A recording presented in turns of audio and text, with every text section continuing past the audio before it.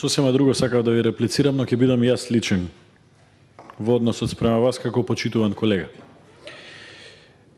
По однос на нашите идеолошки предци и наследство, додека едни беа сталинисти, марксисти, други беа комунисти, титовисти, линијата која што ВМРО ја има зад себе е секогаш на страна на она за што вие сега се удирате во гради. Затоа немојте да пледирате, да го ставате ВМРО на другата страна. И не мислам само на ВМРО ДПМН, туку зборам на ВМРО.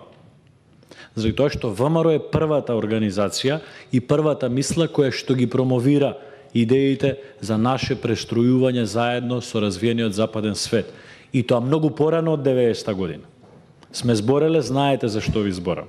И лично ви зборам, доколку сакате.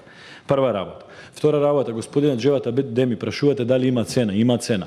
Но цената не ја плаќате вие, како Джевата Деми.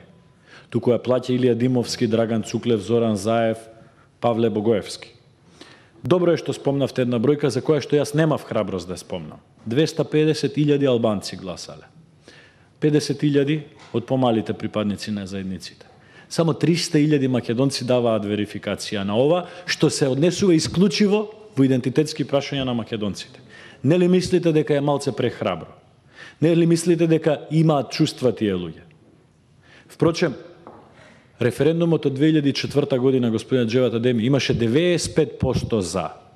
Овој сега има 91% за. Зошто, господине Джевата Деми, не направиме аналогија?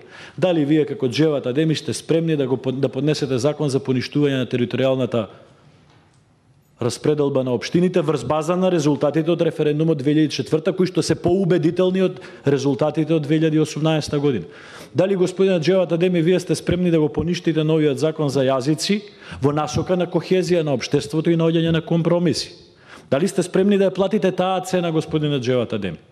Јас ја почитувам волјата која што имате. Ги знам дури и стравовите кои што ги разбирам.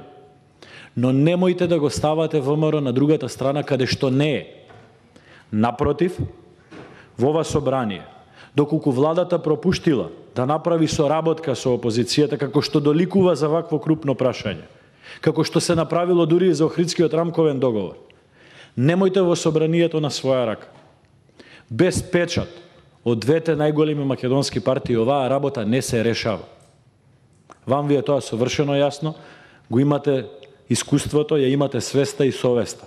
Затоа ве замолувам, разговарајте и укажете дека без компромис првично помеѓу македонските две значајни столбови, идеолошки столбови, не сакам да ги гледам, да ја завршам мисла.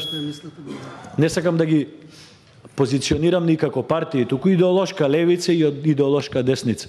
Вие, доколку бидете понтонскиот мост, ни покажувате дека сакате да ги расцепите македонските идеолошки линии, не знам на која штета. Благодарам.